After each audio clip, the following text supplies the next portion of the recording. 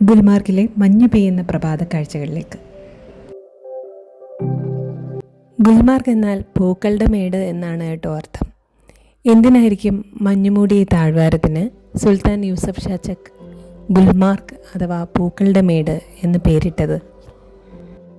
എന്തുകൊണ്ടായിരിക്കും ഇന്ത്യൻ ശീതകാല സ്പോർട്സിൻ്റെ ഹൃദയം എന്ന് ഗുൽമാർഗിനെ CNN വിശേഷിപ്പിച്ചത്?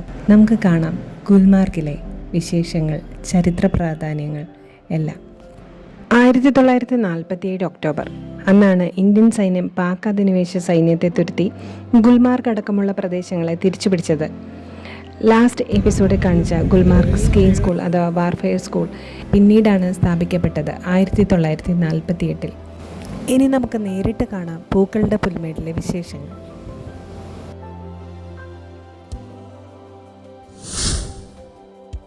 ഗുൽമാർഗ് കേബിൾ കാർ കോർപ്പറേഷനിലെത്തി ഫേസ് 1 ഫേസ് 2 എത്താൻ തയ്യാറെടുക്കുന്നതാണ് നമ്മൾ ഏറ്റവും ഒടുവിൽ കണ്ടത്.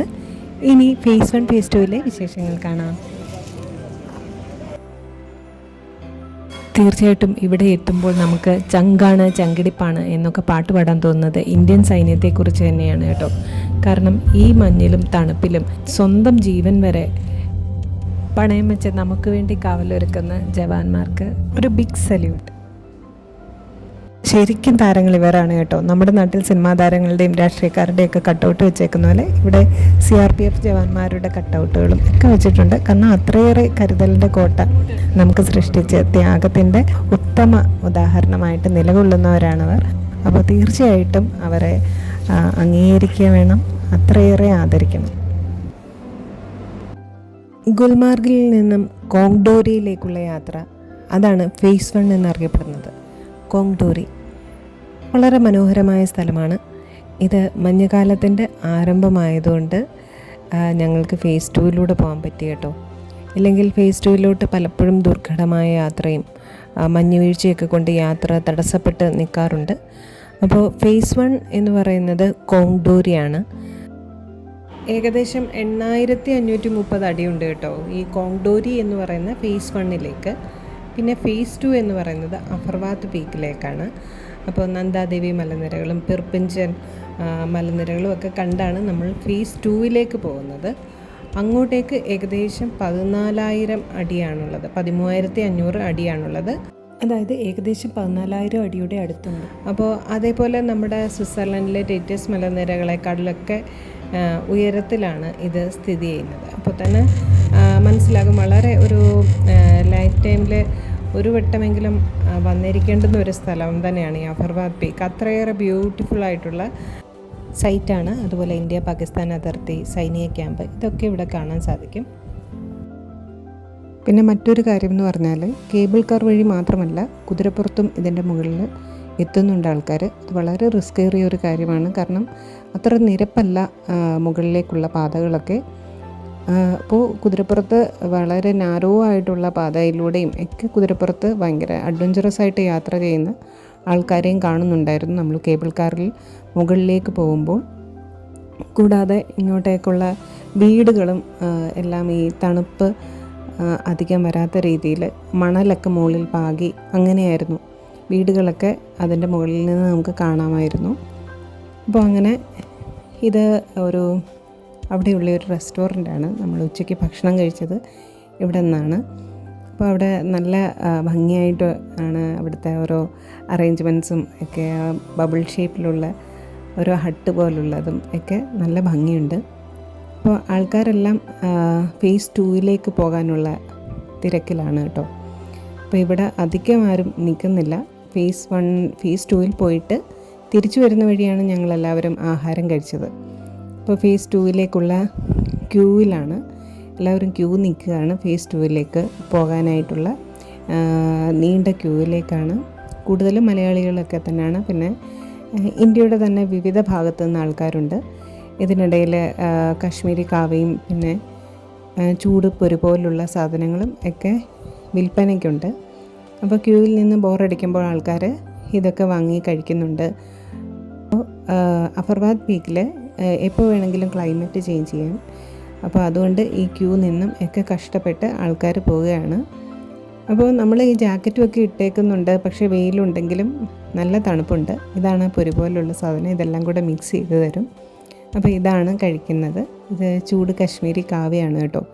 അവിടെ കുങ്കുമപ്പൂവും ഒക്കെ ചേർത്ത് ഉണ്ടാക്കുന്നതാണ് കശ്മീരി കാവ. അങ്ങനെ ഞങ്ങൾ അഫർവാത്ത് പീക്കിലേക്കുള്ള യാത്ര തുടങ്ങി.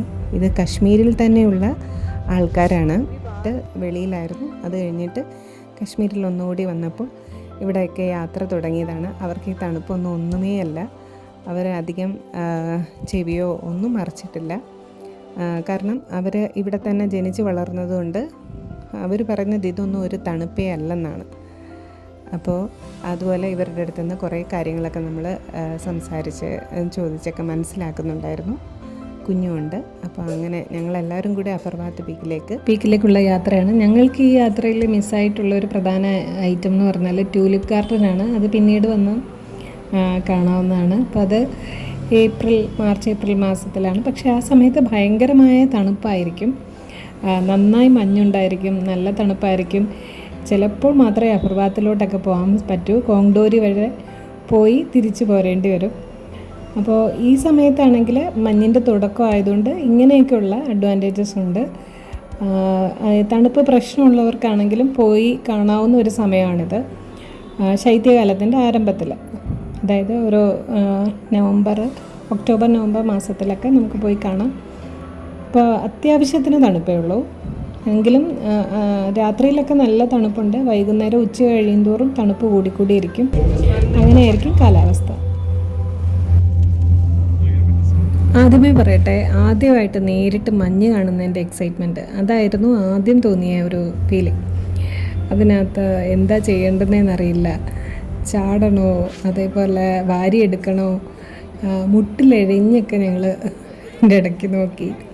കിടക്കണം, ചായക്ക് നമുക്ക് തോന്നും എങ്ങനെയാണ് മഞ്ഞിലെങ്ങനെയാണ് അതിൻ്റെ ഫീലിങ്സ് എന്ന് തോന്നാൻ വേണ്ടിയിട്ട് നമുക്ക് ഭയങ്കര ഒരു എക്സൈറ്റ്മെൻറ്റ് തോന്നും.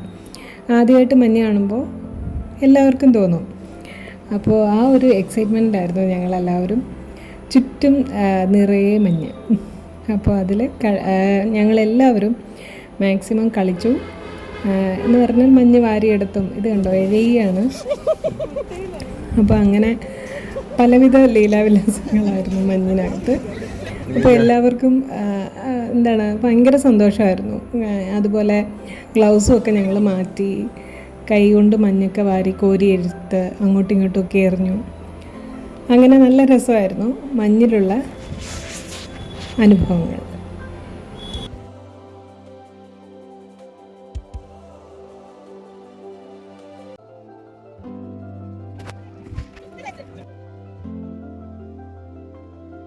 അങ്ങനെ അനവധി ഫോട്ടോകൾ വിവിധ പോസുകളിൽ ഇങ്ങനെ പിറക്കുകയാണ്. അങ്ങനെ ഓർമ്മയുടെ ആൽബത്തിൽ സൂക്ഷിക്കാനായിട്ട് നിരവധി ചിത്രങ്ങൾ.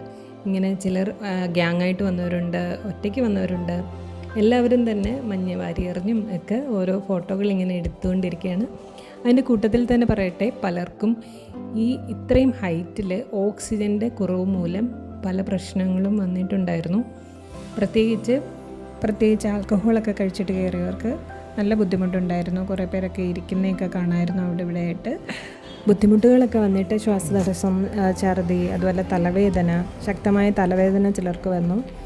അപ്പം പ്രത്യേകിച്ച് ഓക്സിജൻ്റെ കുറവ് മൂലവും പിന്നെ അതുപോലെ BP-യിലുള്ള വേരിയേഷനൊക്കെ കൊണ്ടും ഒക്കെയാണ് ഇങ്ങനെയൊക്കെ ഉള്ള പ്രശ്നങ്ങൾ പലർക്കും വന്നത്. പക്ഷേ കൂടുതൽ ആൾക്കാർക്കും ഒന്നും ബുദ്ധിമുട്ടില്ലായിരുന്നു. അത് എടുത്തു പറയേണ്ടത് കാര്യമാണ്. ഞങ്ങൾ തന്നെ താഴെ ഇറങ്ങിയിട്ട് മുകളിലേക്ക് കയറിയ സമയത്ത് കാല് ഒന്ന് വേച്ച് പോകുന്ന പോലെ നമുക്കൊരു ക്ഷീണം പോലെ, തളർച്ച പോലെ തോന്നുന്നുണ്ടായിരുന്നു. അതെല്ലാം ഓക്സിജൻ കുറയുന്നതിൻ്റെ ഒരു ലക്ഷണം തന്നെയാണ്. എനിക്ക് മാത്രമേ ഉള്ളൂ അങ്ങനെ അനുഭവപ്പെട്ടത്. ഹസ്ബൻഡിന് ഒരു പ്രോബ്ലം ഇല്ലായിരുന്നു. അപ്പോൾ അങ്ങനെ ഒരു ബുദ്ധിമുട്ടും ആർക്കും ഉണ്ടായില്ല, ദൈവം സഹായിച്ച്. അങ്ങനെ ഞങ്ങളുടെ ടീമിൽ 1-2 പേർക്ക് തലവേദന ഉണ്ടായിരുന്നു. അതൊഴിച്ചാൽ മറ്റ് പ്രശ്നങ്ങളൊന്നും ഇല്ലായിരുന്നു. എല്ലാവരും മാക്സിമം എൻജോയ് ചെയ്തു. അപ്പോൾ ഇങ്ങനെയൊക്കെയുള്ള അസ്വസ്ഥതകൾ വരാമെന്ന് നമ്മളൊന്ന് മുൻകരുതലെടുക്കണം, അത്രയേ ഉള്ളൂ. ചിലർക്ക് നേസൽ ബ്ലീഡിങ് വരെ വരാറുണ്ട് എന്നാണ് കേട്ടത്. കാരണം ഹൈറ്റ് കൂടുന്തോറും ബ്ലഡ് വെസലിലൊക്കെ തിന്നായിട്ട് അങ്ങനെ പ്രഷർ വേരിയേഷൻ കൊണ്ട് വരാവുന്നതാണ്. അതിനൊന്നും പേടിക്കേണ്ടതില്ല. ഇവിടെ വരെ നമുക്ക് കേബിൾ കാറിൽ സുഖമായിട്ട് വരാമല്ലോ. അപ്പോൾ എവറസ്റ്റ് കൊടുമുടിയൊക്കെ കയറുന്നവരെ, അതുപോലെ മൗണ്ടൻ ഹൈക്കിംഗ് ഒക്കെ ചെയ്യുന്നവരെയൊക്കെ സമ്മതിക്കണം അല്ലേ. അപ്പോൾ ഈ കാലുകൊണ്ട് കയറി, അതായത് മറ്റൊന്നിൻ്റെയും സഹായമില്ലാതെ തന്നെ കയറുന്ന ആൾക്കാരുണ്ടല്ലോ. അപ്പോൾ ഈ ഓക്സിജൻ്റെ കുറവ് മാത്രമല്ല, ജോയിൻറ്റ് പെയിൻ, മഞ്ഞുവീഴ്ച, അങ്ങനെ നിരവധി ആരോഗ്യ പ്രശ്നങ്ങൾ ഇതൊക്കെ കൊണ്ട് ബുദ്ധിമുട്ടാറുണ്ട്. ഇനി നമുക്ക് വേൾഡിലെ ഹയസ്റ്റ് പിസേറിയ കാണാൻ കേട്ടോ. ഇത്ര ഹൈറ്റിലാണ് നിൽക്കുന്നത് എന്നൊക്കെ അവിടെ എഴുതി വെച്ചിട്ടുണ്ട്. അപ്പോൾ ഇതാണ് വേൾഡിലെ ഹയസ്റ്റ് പിസ്സ വിൽക്കുന്ന ഷോപ്പ്. ഇപ്പോൾ ഇവിടെയാണ് നമ്മളിപ്പോൾ നിൽക്കുന്നത്. ഇതിലൂടെ കടന്നാണ് നമ്മൾ ഇവിടെ നിന്ന് ലീവ് ചെയ്യുന്നത്. അതായത് മാക്സിമം ടൈം നമ്മളിവിടെ സ്പെൻഡ് ചെയ്തു. എല്ലാവർക്കും സന്തോഷമായിട്ട്, വേറെ കാലാവസ്ഥ വ്യതിയാനങ്ങളൊന്നുമില്ലായിരുന്നു. ചിലപ്പോൾ മഞ്ഞുകാറ്റൊക്കെ വന്ന് നമുക്ക് ഭയങ്കര ബുദ്ധിമുട്ടൊക്കെ അടിക്കാറുണ്ട്. ഇതങ്ങനെയൊന്നും ഇല്ലായിരുന്നു. നല്ല തെളിഞ്ഞ അന്തരീക്ഷമായിരുന്നു.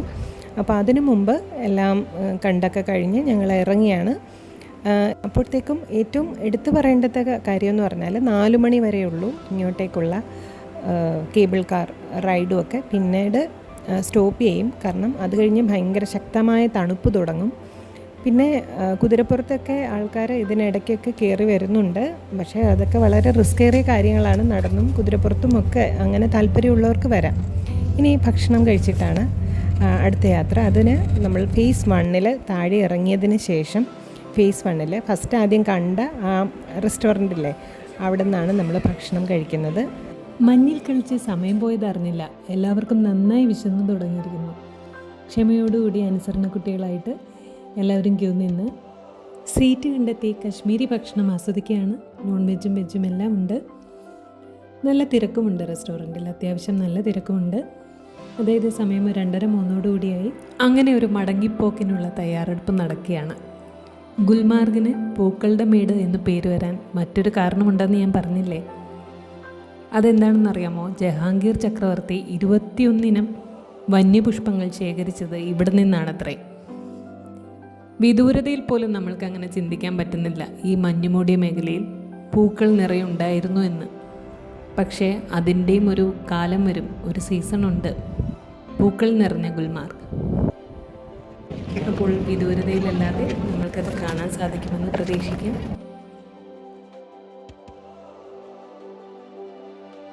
മനസ്സിൽ പെയ്ത മഞ്ഞുമഴയുമായി നമുക്ക് തിരികെ പോകാം ഈ പൈൻമരങ്ങൾക്കിടയിലൂടെ ഗുൽമാർഗിൻ്റെ മധുരസ്മരണകളുമായി. അതുവരെ സൈനിങ് ബൈ ബൈ താരാജുലി.